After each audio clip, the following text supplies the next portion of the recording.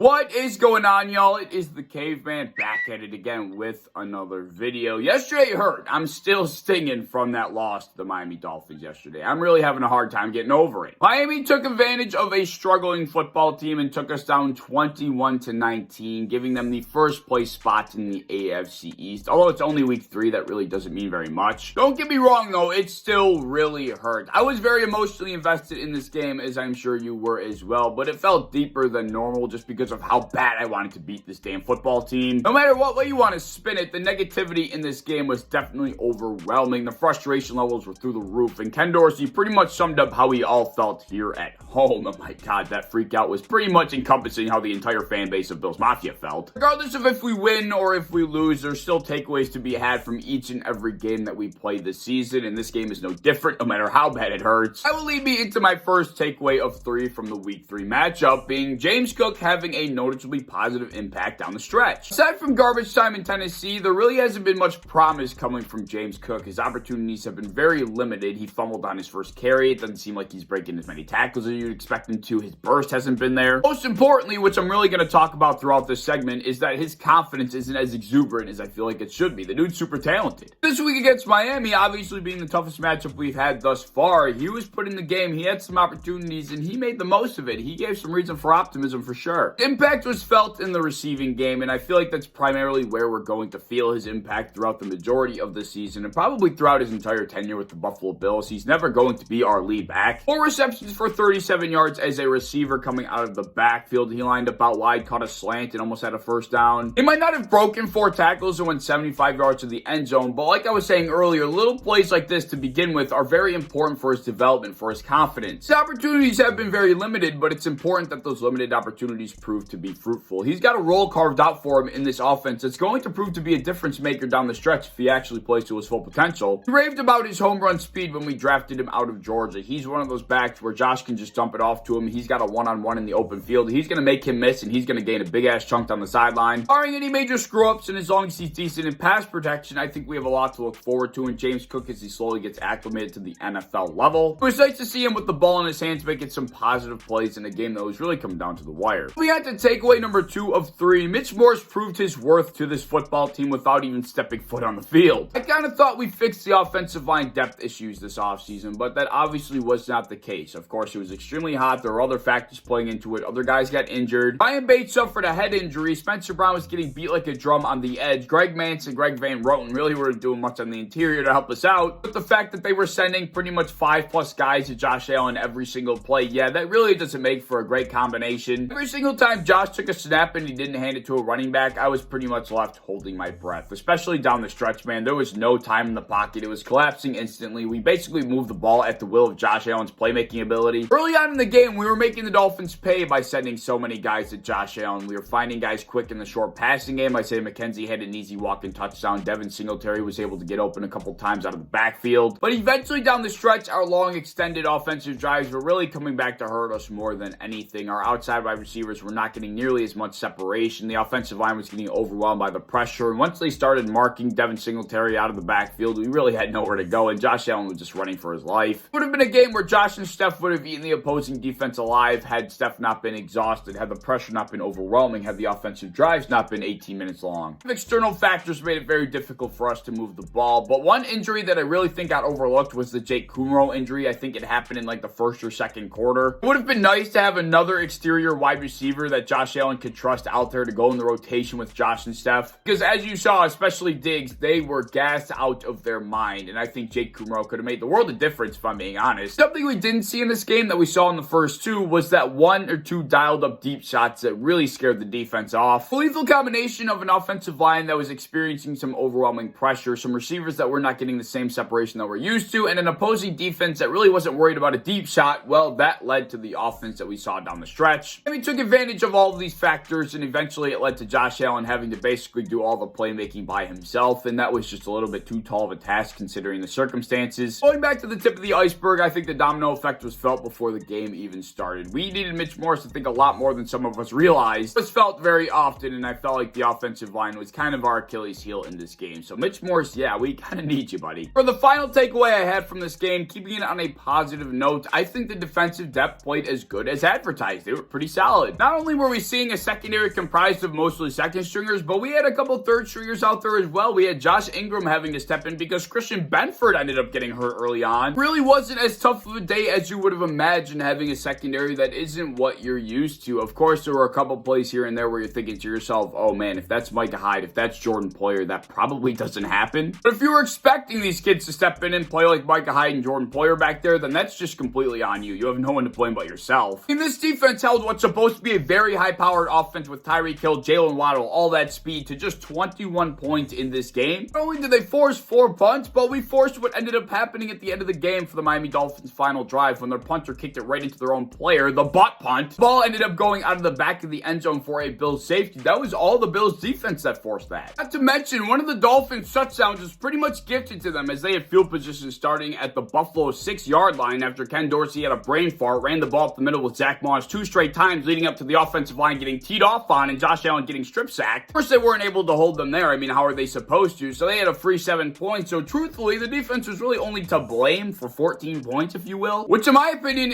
is a win. Of course, the one big glaring mistake came on that 3rd and 22 where Jalen Waddle got between our safeties and cover 2. That was bad. But I also couldn't help myself from thinking that it was partially cowardice on Leslie Frazier's part to only be rushing 3 guys at Tua on a 3rd and 22. So what happened the last time we decided to play some backed off coverage, some cushion, some prevent coverage, if you will. Yeah, we all saw what happened the last time we did that. He was not a playmaker. He really can't escape pressure. He's not dialing up that kind of throw if he's got somebody in his face. But that kind of pressure on a secondary that's so inexperienced, so young, with those kind of weapons that Tua had to throw to, that was just irresponsible. We needed to be putting the pressure on Tua with the guys up front. I did not think that was a correct play call. I'm kind of hoping that that was another learning lesson for Leslie Frazier. We just need to continue sending pressure, man, especially when it's not a guy like Patrick Mahomes. This was Tua Tagovailoa that we're talking about. He needed to have somebody in his face. He's not making that throw if he's under pressure. Once again, another thing I really don't blame the young guys for. So the depth, I thought they played exceptional. I think it was a great game, and they are as good as advertised. But no matter how many happy faces I try to put on, it doesn't matter. The game sucked. It still stings. We lost 21-19 to the Miami Dolphins, and I can officially call them our biggest rivals. I want to beat their ass so bad, and we don't play them again for,